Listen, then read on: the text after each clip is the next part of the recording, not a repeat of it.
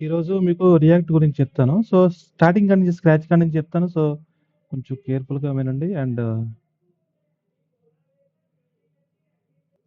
Hi guys today నేను react గురించి చెప్తాను. కొంచెం మీరు మనం రియాక్ట్ అంటే ఏంటి? అసలు రియాక్ట్ ఎందుకు ఉపయోగిస్తాం? రియాక్ట్ ఏమేమి అప్లికేషన్స్ చేయొచ్చో మనం కేర్‌ఫుల్‌గా చెప్తాను. సో, ఆహ్, కొంచెం స్పీడ్‌గా నోట్ చేసుకోండి. సో, మనకి ఏంటంటే రియాక్ట్ వల్ల ఉపయోగం ఏంటంటే రియాక్ట్ అనేది ఒక ఫ్రంట్ ఎండ్ లాంగ్వేజ్ అన్నమాట. JavaScript language.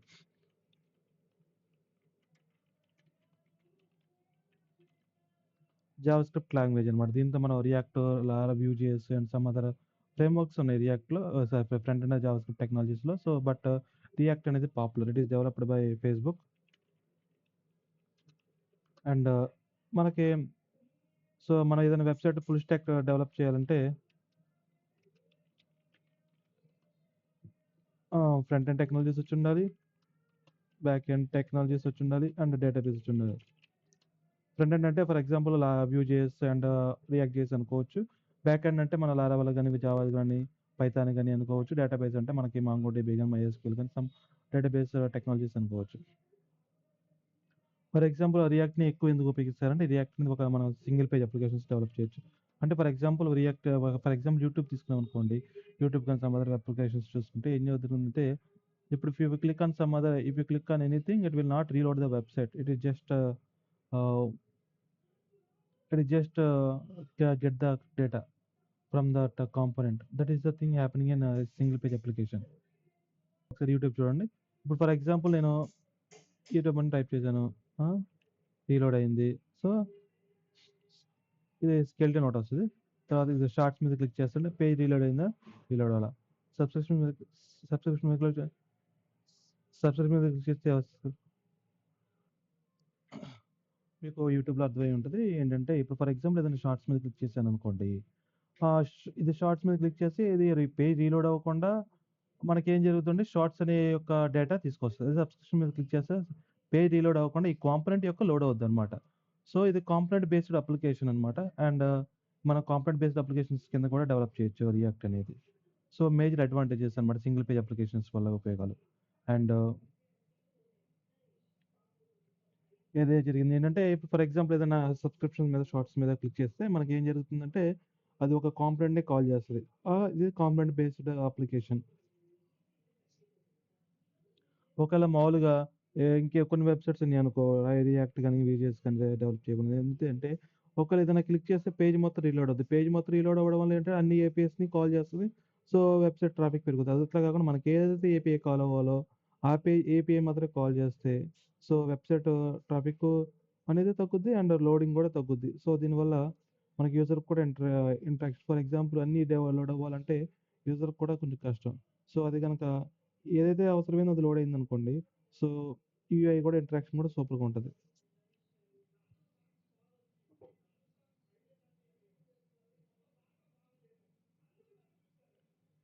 మనకి రియాక్ట్‌లో ఏముంటాయంటే ఏదైనా జ జ జావాస్క్రిప్ట్ టెక్నాలజీలో మనం కాంపోనెంట్ కాల్ చేస్తున్నాను కాంపోనెంట్‌ని ఎట్టా కాల్ చేస్తాం? ప్రాప్స్ ద్వారా కాల్ చేస్తాం. సో, డేటాని స్టోర్ చేసుకోవాలిగా స్టేట్ అనేది వేరియబుల్‌తో డిక్లేర్ చేస్తాం. సో, కాంపోనెంట్స్ ఏం చేస్తాయంటే ఫర్ ఎగ్జాంపుల్ ఒక వెబ్‌సైటే తీసుకోండి. దాంట్లో స్లైడర్ ఉంటది. ఒకవేళ ఆహ్, సమ్ అదర్ స్లైడర్స్ ఉంటాయి. సమ్ కంటెంట్ ఉంటాయి. అండ్ ఫూటర్ ఉంటది. హెడర్ ఉంటది. సో, ఇయన్నిటిని కూడా ఒక్కొక్క సింగిల్ మైక్రో కాంపోనెంట్స్‌లో డెవలప్ చేసుకున్నామనుకోండి. మైక్రో కాంపోనెంట్స్‌లో డెవలప్ చేసుకుంటే ఈజీగా ఎక్కడ కావాలంటే రీయూజబిలిటీ పెరుగుద్ది. ఫర్ ఎగ్జాంపుల్ ఒకటే విధంగా యూఐ ఉంటది. సో, బట్ డేటా మాత్రం మారుద్ది. Based on the state and based on the country. So, అటువంటప్పుడు ఇన్‌స్టెడ్ ఆఫ్ ఒక్కొక్క కంట్రీకి ఒక్కొక్క పేజ్ డెవలప్ చేసుకునే దానికన్నా ఇప్పుడు based on the query based keywords ఇచ్చామనుకోండి. సో, కాంపోనెంట్‌కి కొన్ని కీవర్డ్స్ ఇస్తాం. సో, ఆ కీవర్డ్స్ ఇచ్చిన వెంటనే దాన్ని బట్టి డేటా ఫిల్టర్ చేసుకొని డివైడ్ సో, దీన్ని బట్టి మనకేమర్థమైందంటే ఒక కాంపోనెంట్ మనం రీయూజబిలిటీ చేసుకోవచ్చు. Dry concept. మనం ఎప్పుడైనా సరే dry concept don't repeat yourself అనే కాన్సెప్ట్‌తో మనం వెబ్‌సైట్‌ని డెవలప్ చేసుకోవాలి. సో, ప్రాప్స్ అంటే ఏంటంటే కమ్యూనికేషన్ పారామీటర్స్ అనమాట. కాంపోనెంట్స్ ఉన్నాయనుకోండి. కాంపోనెంట్స్‌కి ప్రాప్స్ ఇచ్చామనుకోండి. So, for example some slider ఉంది. స్లైడర్ అనేది ఒక కాంపోనెంట్. సో, దీనికి మనకేం చేస్తామంటే ఒక హ్మ్, నేమ్. నేమ్ అనేది ప్రాప్ అనమాట. యాట్రిబ్యూట్స్ టైప్ అనమాట. Name is some it's a slider. మన హెచ్టీఎంఎల్ ట్యాగ్‌లో యాట్రిబ్యూట్స్ ఉంటాయిగా. సో, అట్లాగే స్లైడర్‌లో ఒక కాంపోనెంట్‌లో ప్రాప్స్ అనమాట. మనం వాల్యూ చేస్తాం. దాన్ని బట్టి డేటా ఫెచ్ చేసుకుంటది డైనమికల్లీ. రీయూజబిలిటీ ఉపయోగపడుతా ఉంటది.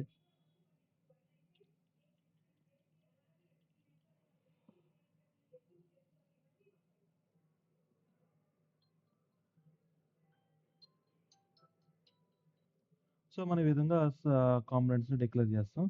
అండ్ రీయూజబిలిటీ కూడా చాలా బావుంటది. మన రియాక్ట్‌లో అయితే.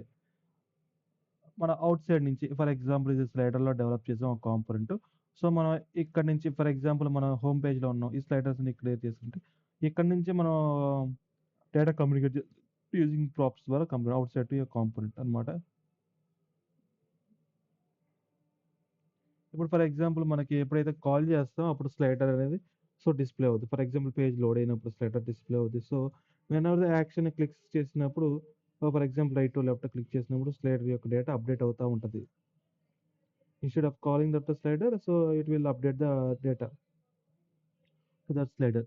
సో, మనం ఏం చేస్తామంటే ఇప్పుడు ఫర్ ఎగ్జాంపుల్ అన్ని data all for example in our table if we have 1000 rows, if we fetch all rows, it will impact on servers and usage. So instead that get small amount of data using pagination.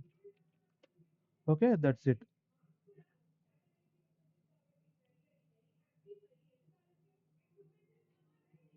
So for example మీకు ఒక image చూపిస్తాను. So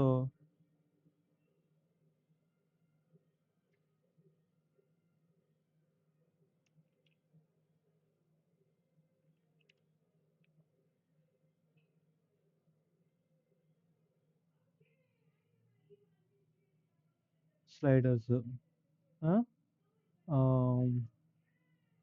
header, ఫోటరు, ఇంకేమి ఉంటాయి మెయిన్గా watts about, ఇంకా some images like that ఉంటుంది header.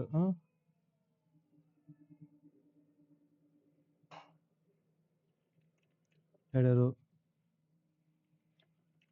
ఫోటరు, స్లైడరు.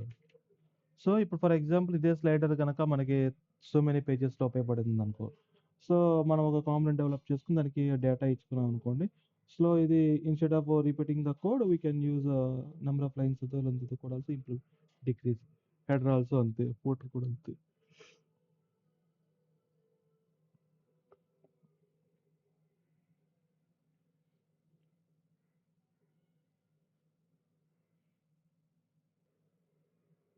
మన దాంట్లో రియాక్ట్ ఉందా లేదా తెలుసుకోవాలంటే మనం ముందు నోడ్ ఇన్‌స్టాల్ చేసుకోవాలి. అండ్ ఎన్‌పిఎం కూడా ఇన్‌స్టాల్ చేసుకోవాలి. ఓకే. ఈ 2 ఇన్‌స్టాల్ చేశా. ఇప్పుడు హ్మ్. నోడ్ ఇన్‌స్టాల్ చేసి, ఎన్‌పిఎం ఇన్‌స్టాల్ చేశా. So, you can use online tools to install what is called node and NPM. NPM అంటే ఏంటంటే మేనేజర్. నోడ్ ప్యాకేజ్ మేనేజర్ అంటే ఫర్ ఎగ్జాంపుల్ ఇప్పుడు మనకేమైనా కావాల్సిన ఫర్ ఎగ్జాంపుల్ కొన్ని ఫంక్షన్స్ ఉంటాయి. సో, ఆహ్, మనం రాసుకునే దానికన్నా ఆ ఫంక్షన్స్ మొత్తం డెవలప్ చేయాలంటే చాలా టైం పడుతుంది. అదే గనక ఆన్‌లైన్‌లో చాలా ప్యాకేజెస్ ఉంటే అది మనకి ఏ ప్యాకేజ్ ఏ విధంగా ఉపయోగపడుతుందో తెలుసు. What's the inputs, what's the outputs తెలిసినాయనుకోండి. సో, మనకి మన దాంట్లో ఉపయోగించుకుంటే లెస్ దెన్ అమౌంట్ ఆఫ్ టైమ్‌లో మనం డెలివర్ చేసేయొచ్చు. సో, నోడ్ ప్యాకేజెస్ అక్కడ ఫిక్స్డ్ అసెట్స్ లాగా మన లోకల్‌లో ఉంటది. అండ్ దాన్ని మనం ఫర్ ఎగ్జాంపుల్ మనకు కావాల్సినప్పుడు యూజ్ చేసుకొని మళ్ళీ అక్కడే ప్లేస్ చేస్తా ఉంటది ఎన్‌పిఎక్స్ అనేది ఒక terminal.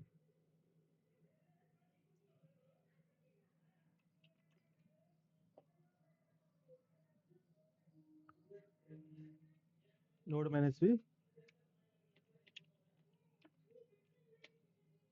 NPM -v and NPX. What is NPX అంటే ఏంటంటే ఎన్‌పిఎక్స్ అంటే ఫర్ ఎగ్జాంపుల్ మన నోడ్ లోపల ఒక స్టాటిక్ రిపోజిటరీగా డౌన్లోడ్ చేస్తాం కదా! సో, మనం దాన్ని యూజ్ చేసుకోవాలి. యూజ్ చేసుకొని మళ్ళీ దాన్ని ఏమి చేంజ్ చేయకుండా ఒకవేళ మన ఫంక్షన్ యొక్క యుటిలైజేషన్ అయిపోయిన తర్వాత అది అదే ప్లేస్‌లోకి రావాలి కాబట్టి మనం ఎన్‌పిఎక్స్ అనే దాంతో వాడతాం.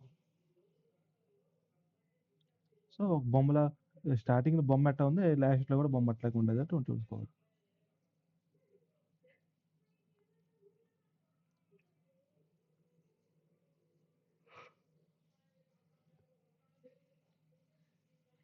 మనకి సీబీసీ, ఎఫ్‌బీసీ అంటే ah, what is called class based components ఉంటాయి. ఎక్కడ దీంట్లో రియాక్ట్‌లో.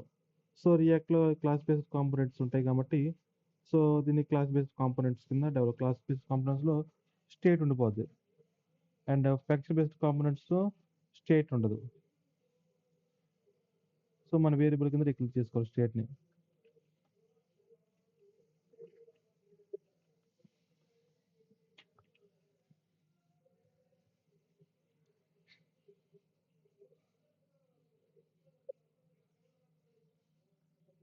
కాంపోనెంట్స్ కంపల్సరీ ఏమంటదంటే ఒక ఫంక్షన్స్ ఉంటాయి.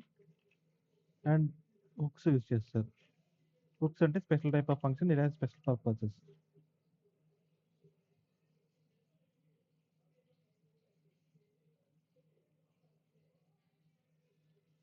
వీఎస్ కోడ్ కావాలి. ఎక్స్‌టెన్షన్ ఇన్‌స్టాల్ చేద్దాం చూడండి.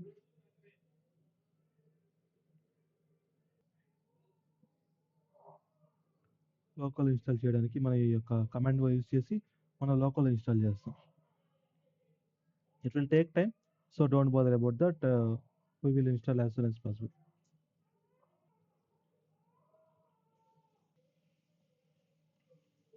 This is the command.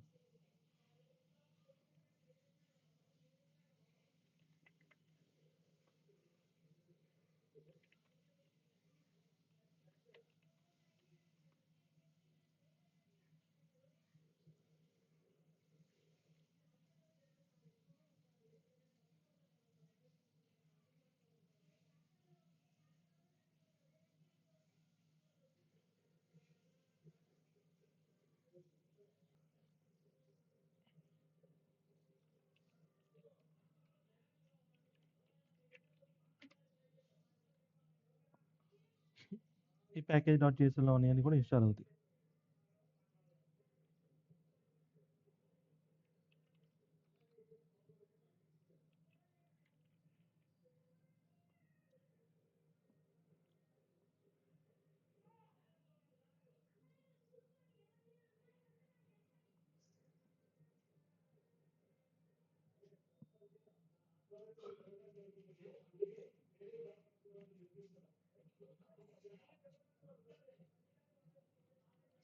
Web vitals అనేది మనకి ఇన్‌స్టాల్ అవ్వలేదు కాబట్టి ఎర్రర్ చూపిస్తుంది.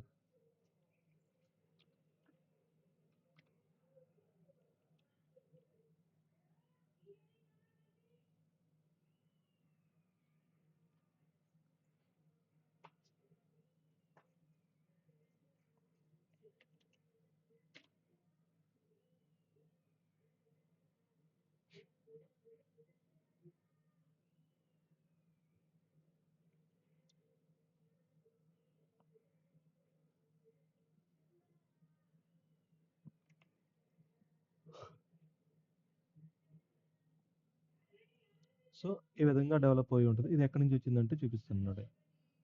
ఇది ఫర్ ఎగ్జాంపుల్ సోర్స్‌లో యాప్.jsలో ఇది ఉంటది. సో, మనకి ముందుగా దీనికి తెలియాలంటే పబ్లిక్‌లో index.html ఉంటది. index.html‌లో ఎక్కడైతే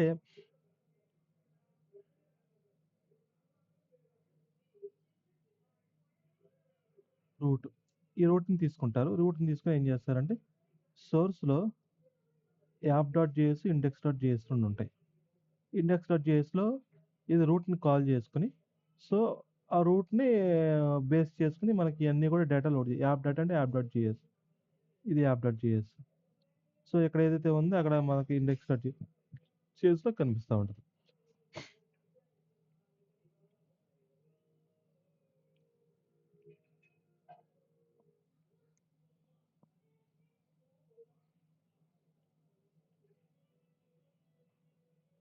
మనం అట్లనే గాకుండా మనం ఆన్‌లైన్‌లో గూడా మనకు కావాలంటే ఇప్పుడు ఫర్ ఎగ్జాంపుల్ మనం లోకల్ ఇన్‌స్టాల్ చేసే టైం లేదనుకోండి.